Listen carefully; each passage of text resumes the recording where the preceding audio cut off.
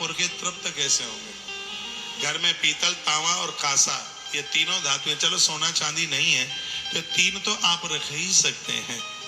तांबे से देव प्रसन्न होते हैं, पीतल से पुरखे प्रसन्न होते हैं, और जो ये कांसा है इसे तो संपूर्ण देवी देवता ही प्रसन्न होते हैं।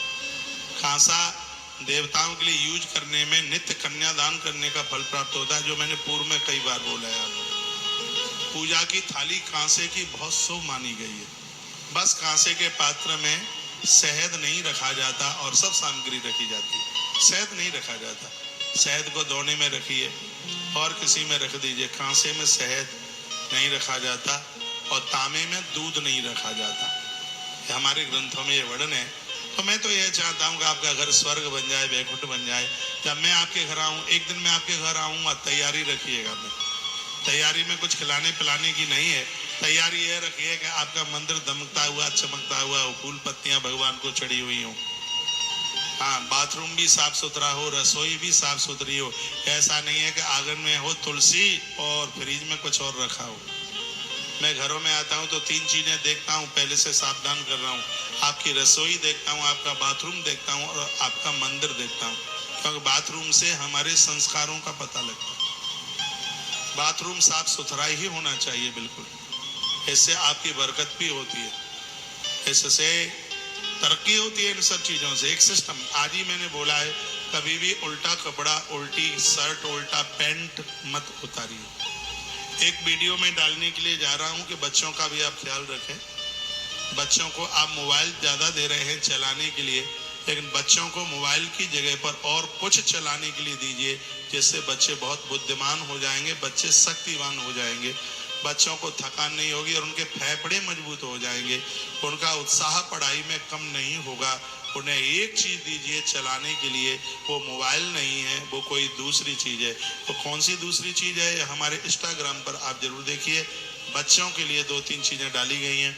एक तो बच्चों के लिए खरगोश के साहस की एक कहानी मैंने डाली है, जिस कहानी का शीर्षक यह है, ध्यान आपका समस्याओं पर नहीं, ध्यान आपका समाधान पर होना चाहिए। समस्याएं तो सबके जीवन में आती हैं, हाय ये नुकसान, हाय ये हो गया, अब क्या होगा, अरे उसका निदान क्या, उसको खोजिए। और छोटे छोटे बच्चे इसी में बहुत ज्यादा परेशान होते हैं, रिजल्ट आएगा, हम फेल हो जाएंगे, हम फेल हो जाएंगे। तो उस समस्या की तरफ ध्यान नहीं, उस समस्या का तुम पूरी साल तक पढ़ नहीं पाए हैं, बीमार हो गए थे और कुछ कारण बन पाया और वो आप पूरे वर्ष भर तक पढ़ नहीं पाए, एग्जाम सामने आ गए हैं, तो समस्या पर ध्यान नहीं। तो अब इस वर्ष की पढ़ाई का समाधान क्या है, उसके ऊपर चल करके, उसके लिए एक बड़ी सुंदर स्टोरी हमने 2 बजे डाली है तुलसी तपोवन यूट्यूब चैनल, और रात्रि को इंस्टाग्राम पर या डल गई होगी, या आप फिर शाम को रोज इसको आप चेक कर लिया करें। आपके लिए, बच्चों के लिए, तुम्हारी सास के लिए, तुम्हारे लिए, सबके लिए बड़ी अच्छी खुराक दी जा रही है। यूं तो मैं तबेला लेकर के आपके घर तक पहुंच नहीं पा रहा हूं लेकर के खुराक का, लेकिन मैं इंस्टाग्राम और सोशल मीडिया के प्लेटफॉर्म के माध्यम से मैं लाखों घरों में रोज आता हूं, रोज फेरी देके जाता हूं अपने इस कंटेंट्स के माध्यम से, और लोग आप उसको स्वीकार भी कर रहे हैं और उससे लोगों को फायदा भी मिल रहा है। ऐसी बात नहीं है। कल हमने ज्वाइंट गांठों के दर्द के लिए बड़ी अद्भुत बात करी और लोगों ने इस वीडियो को बहुत देखा। उसमें हमने कहा कि भींगा हुआ अखरोट रोज लीजिएगा, और लोगों ने उसको स्वीकार भी किया। नारियल पानी भी हड्डियों के दर्द को भगाता है। और एक हर श्रृंगार के पत्ते, जिसको दूसरे शब्दों में पारिजात भी कहते हैं, इसके पत्ते वरदान हैं और ये आसपास कहीं भी मिल जाते हैं। पानी गर्म करो, हर श्रृंगार के 6 पत्ते लो, उसकी चटनी जैसी बनाओ, बिल्कुल एकदम उसको घुट दो, बिल्कुल एकदम सिल्लुड़िया पर। पानी गर्म हो जाए फिर उसको उसमें पटक दो, हो सके थोड़ा सा 2 चम्मच उसमें अदरक के रस की डाल दो, छान करके पी जाओ, दर्द भाग जाएगा पूरी बॉडी का। करके देख लीजिए। और ना भाग जाए तो हरसिंगार के पत्ते जितने रुपए के आए हैं उसे 4 गुना फाइन मेरे ऊपर लगा देना कि आपने ये बताया था हम ठीक नहीं हुए, आपको तत्काल फायदा मिलेगा। पारिजात के पत्ते, हर श्रृंगार के पत्ते कितना फायदा करता है। ड्राई फ्रूट में सबसे कमाल का एक नंबर का फ्रूट है, वह ड्राई फ्रूट में वह है जिसके लिए मैंने निवेदन किया है। क्या है? अखरोट। उसकी शकल खोपड़िया जैसी होती है, माथे में दर्द नहीं होने देता। दूसरे नंबर पर आता है भींगा हुआ बादाम। तीसरे नंबर पर आता है सूखा अंगूर, क्या बोलते हैं उसको? किशमिश। हाँ, इसका ये कैंसर के रोगियों को वरदान है किशमिश, बस डायबिटीज ना हो। इसका पानी बहुत फायदा करता है। एक हरे गेहूं का ज्वारा, उसका रस निकालकर रोगी को दीजिए, उसको फायदा मिलेगा। शीशम के पत्तों का रस उसे दीजिए, अमरूद के पत्तों का रस दीजिए, आंवले के पत्तों का रस दीजिए, यह कैंसर के रोगी को बहुत फायदेमंद है। तुलसी के पत्ते उसके लिए बड़ा फायदेमंद है। 7 तरह के पत्ते। मैं पूर्व में ये सब बातें बोलता रहता हूँ, अब मैं आगे बढ़ रहा हूँ क्यों, कथा पीछे चल रही है। कथा तो खूब कह रहा हूँ, लेकिन कथा ही इतनी होती है कि वो सिमटती ही नहीं है। एक बार जयकारा लगाइए, बोल बांके बिहारी लाल की जय हो, श्री हनुमंत बलवंत महाराज जय हो। अभ्यसेन मनसा शुद्धम त्रिविध ब्रह्माक्षरम परम मनो यक्षेत तस्वासो ब्रह्म बीजामक्षरम्। 17 नंबर का श्लोक है, पहले नंबर के अध्याय का। कहा व्यक्ति अपने अंदर से शुद्ध ही नहीं हो सकता जब तक वह नित्य ओम ओम शब्द का उच्चारण न करेगा। तो यह भगवान सुखदेव मुनि करे। दुनिया के सभी लोग हैं, कान के ढक्कन खोल करके सुन लीजिए। वो कहते हैं कि परम पवित्र आ उ मा, इन 3 मात्राओं से युक्त प्रणव का मन ही मन जप रोज करना चाहिए। ओम ओम ओम। 3 अक्षर है आ उ मा। एक अक्षर ऐसा है जो पूर्व के पापों को मिटा देता है, एक अक्षर इसमें ऐसा है जो वर्तमान के पाप को मिटा देता है, और एक अक्षर इसमें ऐसा है जो आने वाले समय के पापों में हमें ओतप्रोत नहीं होने देता। इसको कहते हैं ओम। शिव पुराण में ओम की परिभाषा का वर्णन किया है। ओम प्रणव है। प्रणव का अर्थ होता है प्रणव, प्रणव यानी प्रमाने प्रपंच, न माने नहीं। संसार के प्रपंचों से जिसको मन दूर हो जाए, संसार के प्रपंचों में जिसका मन ना लगे, जिस क्रिया विधि के द्वारा, उसी को ही प्रणव ओम के नाम से जाना जाता है। जो ओम शब्द है वो आपके संसार को, आपको संसार के प्रपंचों से दूर कर देगा। तो भगवान शुकदेव क्या कहते हैं? अभ्यासेन मनसा शुद्धम त्रिविध ब्रह्माक्षरम परम। ये तीनों अक्षर ब्रह्माक्षर हैं। क्या कहा? अभ्यासेन मनसा, मन से इसका अभ्यास कीजिए, नहीं तो अंदर से निकलेंगे ही नहीं। क्या कहा? त्रिविध ब्रह्माक्षर परम। 17 नंबर का श्लोक है। ये तीनों के तीनों ब्रह्माक्षर हैं, आ उ और मा। मनो यशेज तस्वासो ब्रह्म बीजाम विस्मरण। आ गया प्राण वायु को वश में करके मन का दमन करें और एक क्षण के लिए भी प्रणव को न भूलें। चलते फिरते, खाते पीते, बैठते हुए सबके हृदय में ओम ओम का उच्चारण चलता रहे। गुरुजनों के सानिध्य में बैठकर इस ब्रह्माक्षर को गुरु मंत्र के रूप में लीजिएगा, ओम शब्द। क्योंकि मंत्र का प्रभाव बढ़ जाता है जब उसमें ओम लगाया जाता है। बुद्धि की सहायता से मन के द्वारा इंद्रियों को उनके विषयों से हटा लें और कर्म की वासनाओं से चंचल हुए मन को विचारों के द्वारा रोककर इसको भगवान के मंगल में रूप में समाहित कर दें। क्या अच्छी बात कही गई है। 18 नंबर का श्लोक है, मनः कर्म विराक्षिता सुवार्थे राध युद्धया। इसमें आपको बुद्धि का सहयोग लेना पड़ेगा। जब बच्चे बहुत ज्यादा बिगड़ जाते हैं तो ये पति अपनी पत्नी का सहारा लेता है, कहता है ये बेटा तेरी बात ज्यादा मानता है, तू इसको पुचकारेगी तो ये तेरी बात मान लेगा। उसी प्रकार से मन एक सारथी है, बुद्धि उसकी लगाम है। यदि सारथी के पास घोड़े हैं, उसके पास लगाम नहीं है, तो सारथी घोड़ों को काबू में नहीं कर पाएगा। ये उपनिषद की चर्चा है। घोड़ों को बस में करने के लिए लगाम का होना बहुत ज्यादा जरूरी है। मन एक सारथी की तरह है, घोड़े इंद्रिय ही घोड़े हैं और बुद्धि उसकी लगाम है। इसलिए क्या कहा गया है कि मन को बुद्धि की आवश्यकता है और ये बुद्धि ही इन चंचल घोड़ों को अपने बस में कर सकती है। उसके लिए अब ये बुद्धि बढ़िया कैसे हो, निर्मल कैसे हो, पवित्र कैसे हो, पावन कैसे हो, उसके लिए हमें देव आराधना की आवश्यकता है। भगवान की जो आराधना की जाती है वो बुद्धि को निर्मल करने के लिए, क्योंकि जब बुद्धि धूसर होती है, मटमैली होती है, तो उसमें ईश्वरीय सत्ता का दर्शन नहीं होता। आप सुन नहीं रहे हैं, सुनिए, घोड़ा देख रहे हैं आप, मुझे भी देखिए। आपने वॉशिंग मशीन चलाई है, कपड़ा धोने वाली मशीन मैंने भी चलाई है।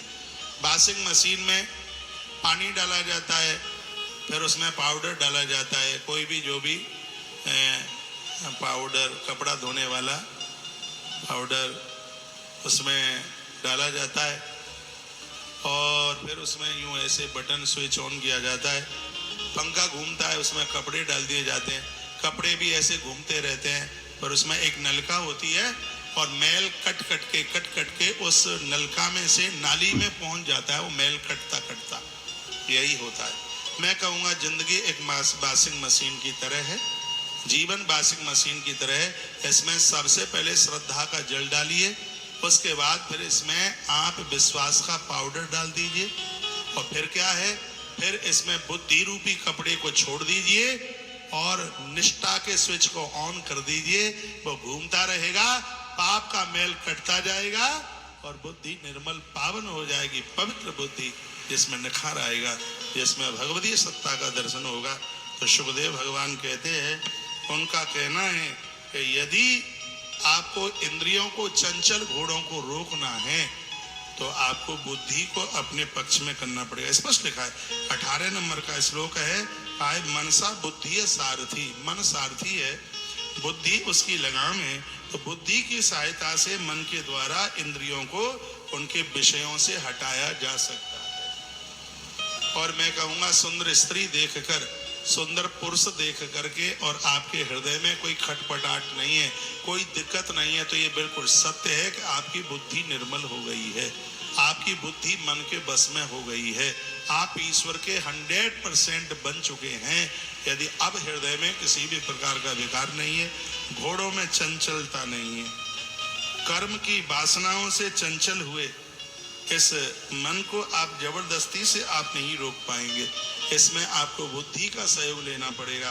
फिर इसको भगवान के मंगलमय रूप में लगाइए। सुखदेव भगवान की कथा यहीं से आरंभ हो रही। जितासनो, आसन जीतिए। फिर कहा जितश्वासो, अपनी श्वासों को प्राणायाम के द्वारा जीतिए। जितासनो जित श्वासो जित संगो जितेन्द्रिया, स्थूले भगवता रूपे मन संधारयोद्भजा। एक बात मैं व्यासपीठ से बोल रहा हूँ और भगवान के चरणों में हूँ, खाटू श्याम भगवान के चरणों में, इसमें बिल्कुल भी अभिमान नहीं है। श्रीमद् भागवत जी की कथा इस व्यासपीठ से बराबर एक दिन के लिए भी बंद न हो, 3 वर्ष तक चलती रहे तो भी भागवत की कथा पूरी नहीं होगी। अपनी व्यासपीठ की बात मैं कर रहा हूँ, 7 दिन की बात नहीं कर रहा हूँ, पूरा 3 वर्ष, 3 साल, 6 घंटा पर डे, 3 वर्ष, 3 साल तक इस व्यासपीठ से भागवत की कथा ये चलती रहे तो 3 वर्ष में भी भागवत जी के 12 स्कंद पूरे नहीं हो पाएंगे। इतना अगाध ज्ञान, वैराग्य और भक्ति का त्रिपुट इस श्रीमद् भागवत जी में भरा पड़ा है। जो कहीं नहीं है वो भागवत में है, जिसका समाधान कहीं नहीं मिलता उसका समाधान श्रीमद् भागवत में मिलता है। ऐसी अलौकिक कथा है जो बड़ा आनंद देती है। जित संगो जितेंद्रिय, अपना संग देखिए। मैंने संग, अपना मित्र किसको बनाया? हमने ये आचार्य जी को अपना मित्र बना लिया है, अशोकानंद बाबा जी को हमने अपना मित्र बना लिया है। ये बालक है, इसका नाम है ध्रुव, अब तो ध्रुव ही है, इसको हमने अपना दोस्त बना लिया है। पीछे एक माधव है, इसको हमने अपना मित्र बना लिया है। उसके बगल में ये पत्रकार रजत शर्मा जी बैठे हैं, इनको हमने अपना मित्र बना लिया है। उनके बगल में मनीष शास्त्री बैठे हैं, उनके बगल में ये सब हमारे मित्र हैं।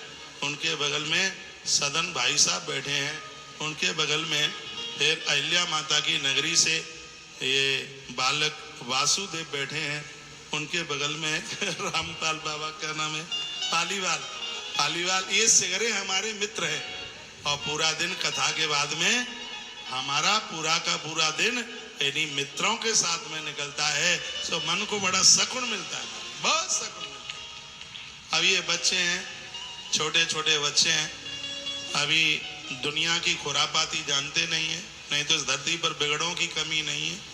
और जो कीचड़ में बिगड़े हुए हैं, जिनके कुत्ता पजामा कीचड़ में बिगड़े हैं, बगल में से चलोगे तो ज्यादा नहीं तो छींटे तो पड़ ही जाएंगे। तो ऐसे लोगों के बगल में क्यों चल रहे हो जिनके कुर्ते कीचड़ में सने सनाए? ऐसे लोगों के साथ में चलिए जो दमक रहे हैं, जो चमक रहे हैं महाराज, क्योंकि पूरा खेल कायका है, आपके संग का है। भगवान शोदेव मुनि ने इतना जोर दिया, अच्छी सी सहेली बनाओ, आप लोग भी अच्छे से सहेले बनाओ, बढ़िया से बनाओ, इन खोटे लोगों का बिल्कुल संग छोड़ दीजिए। देखा है, जिता सनो जित श्वासो जित संगो जितेंद्रिया। और माय फ्रेंड, जिता सनो जित श्वासो जित संगो जितेंद्रिया, स्थूले भगवतो रूपे मन संधार योद्धया। वर्णन किया गया, संग जीतो और अपनी इंद्रियों को जीतिए। इंद्रियां बड़ी गड़बड़ हैं, इनको वो चीजें मन दीजिए जो ज्यादा ये उसे चाटना चाहती है। आसन, श्वास, आसक्ति और इंद्रियों पर विजय प्राप्त करना ये बहुत ज्यादा जरूरी है। और यदि ऐसा हो गया तो मन बस में हो जाएगा, ऐसा वर्णन कर दिया गया। जल, अग्नि, वायु, आकाश, अहंकार में तत्व और प्रकृति, इन 7 आवरणों से घिरा हुआ यह ब्रह्मांड शरीर में जो विराट बैठा हुआ है वही भगवान है। और जो 14 भुवनों का अधिपति है उसी की शरण में शरीर को संपन्न कर दो, यह लोक परलोक दोनों के दोनों सुधर जाएंगे। मंदोदरी ने कहा था, अपने पति को बैर मत करो उससे। क्यों? 14 भवन एक पति हो